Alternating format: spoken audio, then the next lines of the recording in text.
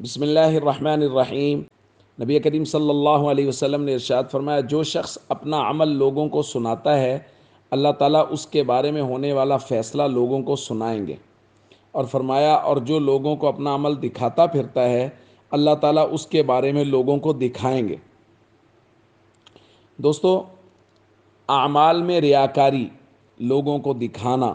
دکھلاوے کے ساتھ عمل کرنا، اور ریاکاری کی تعریف یہ ہے کہ جس کو دکھانے کے لیے عمل کر رہا ہے اللہ کے علاوہ، وہ دیکھ رہا ہو تو یہ عمل کر رہے وگرنہ عمل ہی چھوڑ دے، اسی کو ریاکاری کہا جاتا ہے۔ اللہ کے نبی صلی اللہ علیہ وسلم نے اللہ تعالیٰ کے یہ فرمان نقل کی ہے، یعنی حدیث قدسی نقل کی ہے۔ اللہ تعالیٰ فرماتے ہیں انا اغنى الشرکاء یعنی شرک، میں سب سے زیادہ مستغنی ہوں شرک سے، یعنی جو دکھلاوے کے لیے عمل کیا جائے اس سے۔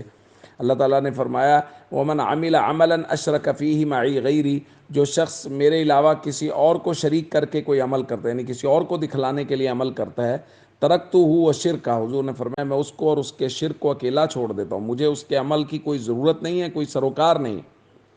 اور آج والی حدیث جو تلاوت ہوئی، حضور نے فرمایا جو لوگوں کو دکھانے کے لیے عمل کرتا ہے یا لوگوں کو سنانے کے لیے عمل کرتا ہے، تلاوت کر رہا ہے، ذکر کر رہا ہے، نماز پڑھ رہا ہے، خطابت اچھی کر رہا ہے، دعوت اچھی دے رہا ہے، اور اس کا مقصد یہ ہے لوگوں میں آواز لگ جائے، لوگوں کو پتہ چلے، لوگ سنیں کہ یہ بندہ کتنی اچھی تلاوت کرتا ہے، کتنی اچھی نماز پڑھتا ہے،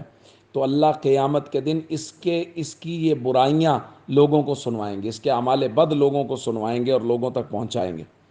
اور دوسرا ہے ومن را اللہ بھی، اور جو لوگوں کو دکھانے کے لیے نماز پڑھتا ہے، لوگوں کو دکھانے کے لیے عبادت کرتا ہے، تو اللہ دنیا میں بھی اس کا انجام بد لوگوں کو دکھائیں گے، اور آخرت میں جو اس کے نیکیاں، اس کی نمازیں اور اس کے نیک اعمال اس کے منہ پہ مارے جائیں گے، وہ بھی اللہ قیامت کے دن لوگوں کو دکھائیں گے۔ اس لیے ریاکاری سے ہمیشہ بچیں اور خالص اللہ کی رضا کے لیے ہمیشہ عمل کریں۔